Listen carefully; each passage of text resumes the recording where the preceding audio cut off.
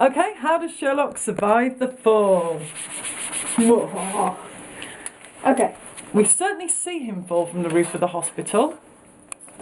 And we certainly know he's alive, which These means... are my fantastic art skills. Good.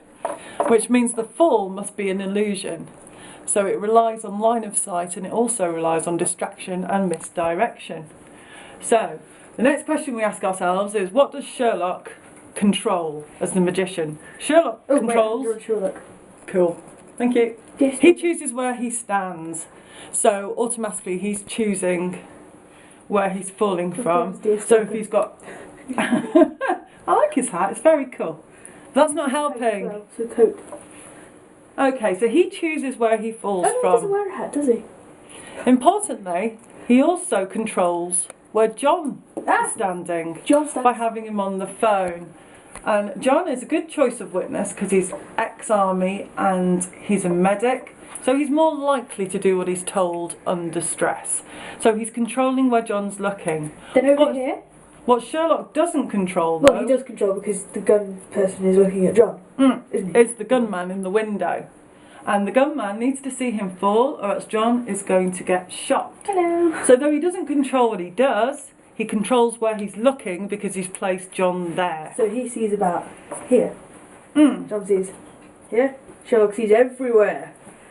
Right. So then what happens is we see Sherlock jump, and after he's landed on the floor, a bicycle comes and it knocks John down. Bicycle? I can't do bicycles.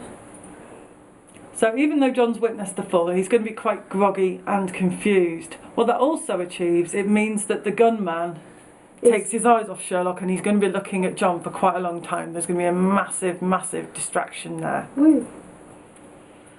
Okay. Next job is we have a dead Sherlock on the floor. How does he make himself appear dead? Well, earlier we see him bouncing a squash ball. So we've got Shirley, then we've got the table, then we've got the wall, and then he's got a squash ball going boo, boo, boo, boo, like that. And how will he use that squash ball? In his elbow.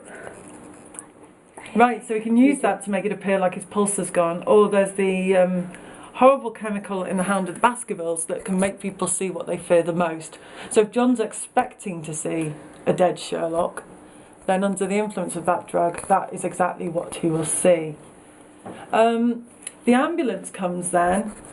Once he's convinced John he's dead, the rest of that is quite easy and can be pre-planned. It's a bit weird.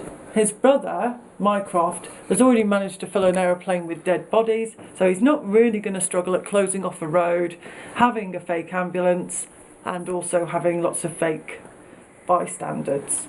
Bystanders. Yeah, Bystanders. exactly. So that is all fine.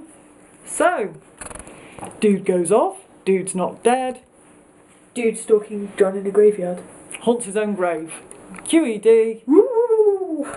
That's how he survives. We reckon he breaks his fall because you see the fall in 2 stages, and we reckon John doesn't realise he's seen it because he gets knocked on the head, and because John's standing there and the only angle that that could be seen from, nobody else can see it either, and that's how it's done. Ta-da!